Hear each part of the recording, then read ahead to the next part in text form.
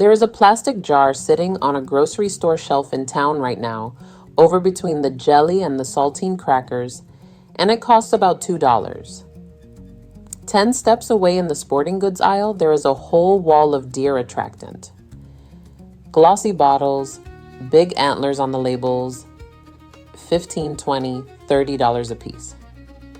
Last November, one of my trail cameras watched 3 different bucks crowd around one scrubby oak on the edge of a cutover, shouldering each other out of the way like boys at a fish fry, all over what was smeared on that bark.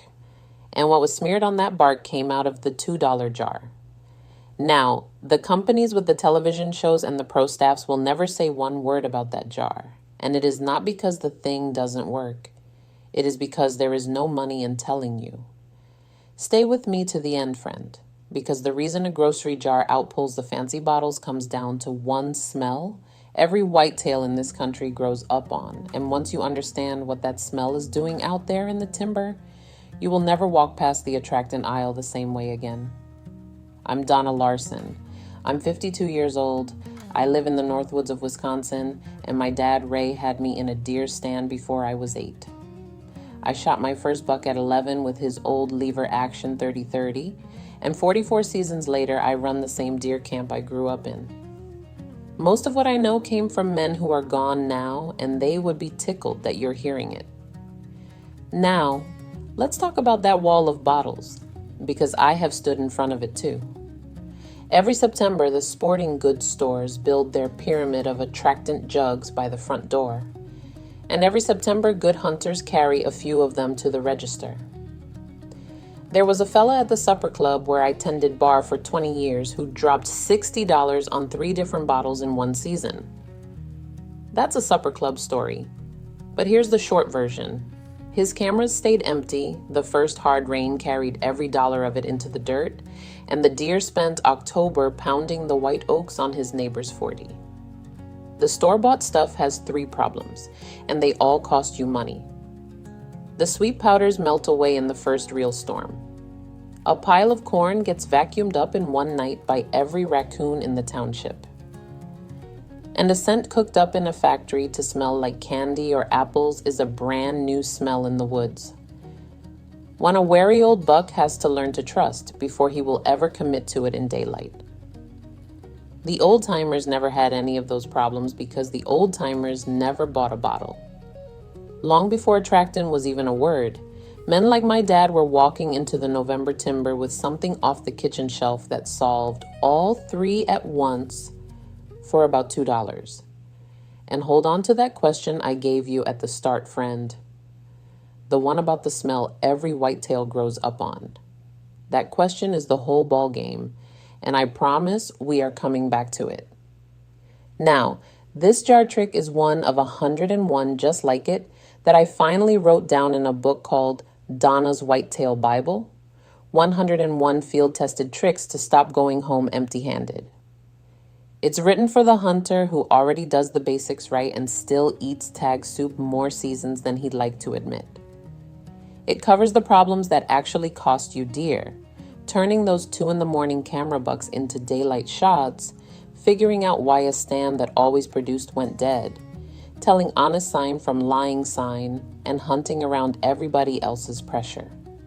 No gear ads, no $400 gadgets, just what 44 seasons taught me. Told plain. Right now it's $17 marked down from $47, less than 1 tank of gas to the lease. Now go ahead and grab your phone and open up your camera, the same one you use to take pictures. Point it at that square code on your screen and hold it steady for a second. A little link will pop up, give it a tap, and it will take you straight to the book. And if you are watching on your phone right now, the link is waiting for you right down below in the description. Take your time, there is no rush at all. I'll wait right here. All right, friend, top off your coffee and let's get back to the jar, because before you ever crack a lid, there is one stop we have to make first. That stop is your state's rule book. Baiting and feeding laws are different in every state, and I mean genuinely different. Some states let you hunt deer over an attractant. Some let you run a trail camera over feed in the summer, but make you pull every kernel of it weeks before the opener. Some ban putting any food out for deer at all year long, mostly over worries about disease spreading when deer crowd in nose to nose. And it can change county by county. A good share of the counties in my own Wisconsin have baiting and feeding banned flat out, and that list gets updated. So before you spend your $2, read this year's regulations booklet, the current one, not the one in the glove box from 3 seasons back. If the booklet leaves you unsure, call your local game warden and ask straight out. A warden would much rather answer that phone call than write the ticket. And if the answer where you hunt is no, then the answer is no. Dad's rule at our camp still stands. No shortcut is worth your license or your name at the coffee shop. Where it is legal, though, this little jar will flat out work bottles that cost 10 times as much.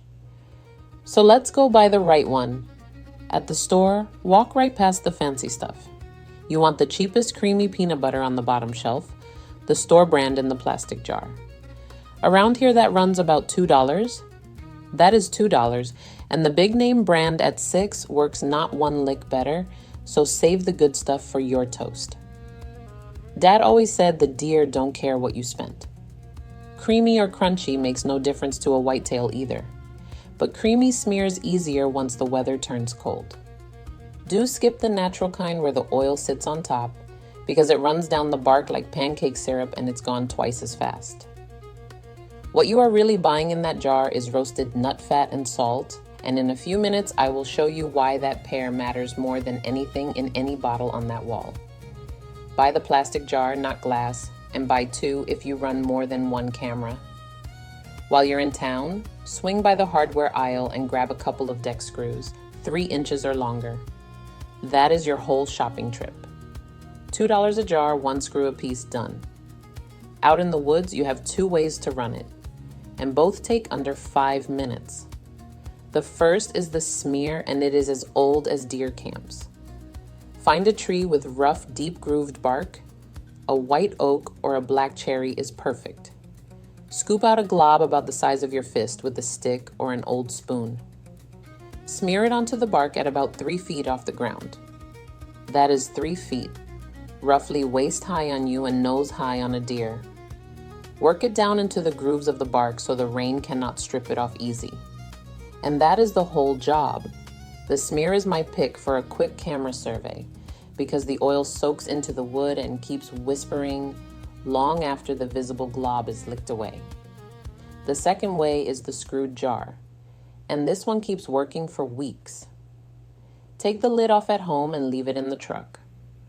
Hold the jar sideways against the trunk at that same 3-foot height. Drive 1 deck screw through the center of the jar's bottom and into the wood. Snug, not cracked. Tip the open mouth just slightly downward so rainwater cannot pool inside. Take your time with the drill, there is no rush out here. Now the deer have to work for it, licking it out a tongue swipe at a time, and 1 jar can keep a camera site busy for 2 or 3 weeks. I watched my dad Ray do the smear on a fence post along our back 40 when I was a girl, and the shine on that post outlasted the paint. One more thing, and this one is not optional. When the jar is empty or the legal window closes, back that screw out and pack the empty jar home with you. We leave the woods the way Dad left them, cleaner than we found them. So a quick recap before we move on.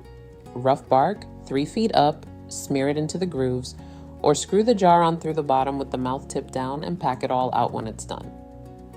Now, here is where most folks go wrong because the jar only works as hard as the tree you pick. Do not put it out in the middle of an open field where a buck has to stand naked in broad daylight to reach it, because only the does and the dumb ones will. Tuck it just inside the cover instead, off the edge of a field or a cutover, along a route the deer already travel between bedding and food. You are not building a new destination out of nothing. You are setting a table on a road they already walk. Think just as hard about your own way in and out. Pick a spot you can slip into with the wind in your face to check that camera, because a jar that makes you stink up a bedding ridge every week costs you more deer than it ever shows you. And if your ground has any slope to it, remember what the old-timers knew about moving air. On a morning, warming air climbs the hill and carries your scent up with it. On an evening, cooling air slides back down into the bottoms. Set the jar so the deer's likely approach keeps their nose off of your trail in and out. Hang your trail camera about 10 feet back from the tree, facing north if you can, so the rising and setting sun does not white out your pictures. And one piece of supper club wisdom free of charge. The jar tells you who lives on that ground. It does not make a smart old buck stupid. Keep that straight and you'll love this trick. And remember that smell I promised you at the start, friend? The one every whitetail grows up on. We are getting close now, and it is the reason you want this jar hanging in oak country if you've got any. Now, before you boys write in about the raccoons, yes, the raccoons will find it first. So will the squirrels and the blue jays, and some mornings your camera card will hold 40 pictures of one fat coon hanging off that jar like it's a ride at the county fair. Let them. The corn pile and the jar fail in different ways, and the difference is the whole point. A pile of corn is gone in one night, hauled away by everything in the township with 4 legs, and your money goes with it. A screwed-on jar meters itself out one lick at a time, so there is still something left calling when the buck you actually care about slides through at last light. Check it when you check your camera about once a week and freshen a smear every week or 2. Always on the same quiet windright route in and out. And let me be honest with you about the calendar, because this is where the bottle companies overpromise and I won't.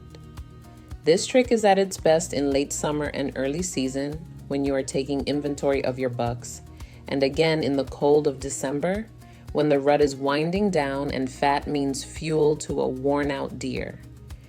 In the peak of the rut, a mature buck will walk right past peanut butter, corn, and everything else on earth to chase a doe. So do not blame the jar in the middle of November. No jar on this earth hands you a buck. What the $2 jar hands you is information. The same bucks back in front of your camera week after week, the direction they come from, and the hour they like to move. What you do with that is still hunting. You still play the wind. You still take the quiet way in. You still sit still, which might be the most forgotten skill in the whole deer woods. And that finally brings us to the promise from the beginning, the why underneath all of it. So why does a $2 grocery jar beat the whole wall of bottles? Walk out into October woods anywhere in Whitetail country and look down at your boots. Acorns, hickory nuts, beech nuts. From the first fall, a fawn follows its mother onto a white oak flat. The smell of nut fat means one thing: groceries before winter. It is the earliest food smell a whitetail learns, and it is the one smell that deer trusts for the rest of its life. Because come autumn, a deer's whole world narrows down to finding fat, and the nuts are where the fat is. Now unscrew that $2 lid and take a whiff for yourself. Roasted nut oil concentrated, with salt riding along on top. To a buck's nose, your jar is the oldest smell in his woods, turned up louder than any acorn flat could ever get, with a salt lick thrown in for free. He does not have to learn it, and he does not have to wonder about it, the way he wonders about a puddle of grape candy scent that never existed in any forest on earth. And nut fat carries one more trick the powders cannot touch. Fat sheds water. Rain beads up and rolls off a smear of peanut butter while the same storm melts a sugar powder straight into the dirt. Which is why the jar keeps calling for weeks while the bottle quits after one wet night. That is the whole secret, friend. And now you can see plain why nobody on television ever sells it to you. There is no patent waiting on the bottom shelf of a grocery store. There is no sponsorship money in a $2 answer, and the fella on the hunting show has a sponsor to keep happy. So the $400 answers get the airtime. The old-timers understood all of it without ever once saying the word attractant. They just knew a deer lives and dies by its nose, and the nose goes where the fat is. My dad smeared his first jar on that fence post before I was ever born, and the deer have not changed their minds since. And that right there is the kind of thing Dad and the old timers handed me for free. I put 101 of them in Donna's Whitetail Bible so they don't die with the men who taught me. If you are tired of doing everything right and still driving home with an empty truck bed, it is $17 today instead of $47. Less than one bottle of that miracle spray in your garage, and it keeps on teaching long after this season ends. Now go ahead and grab your phone and open up your camera, the same one you use to take pictures. Point it at that square code on your screen and hold it steady for a second. A little link will pop up, give it a tap, and it will take you straight to the book. And if you are watching on your phone right now, the link is waiting for you right down below in the description. Take your time, there is no rush at all. I'll wait right here. So there it is, friend. A $2 jar, 1 deck screw, 3 feet up on rough bark, on the right side of the law, with the oldest smell in the woods doing all the heavy lifting. Now I want to hear from you. What's the one piece of gear you regret buying? Put it below, friend. We've all got one. I read every single one. And come back next time, because I am going to show you how the old timers turned a 2 a.m. camera buck into a broad daylight shot without moving the stand a single yard. And the first step is something you do sitting in your truck before you ever walk in. Keep your wind right and your coffee hot, and I'll see you in the woods.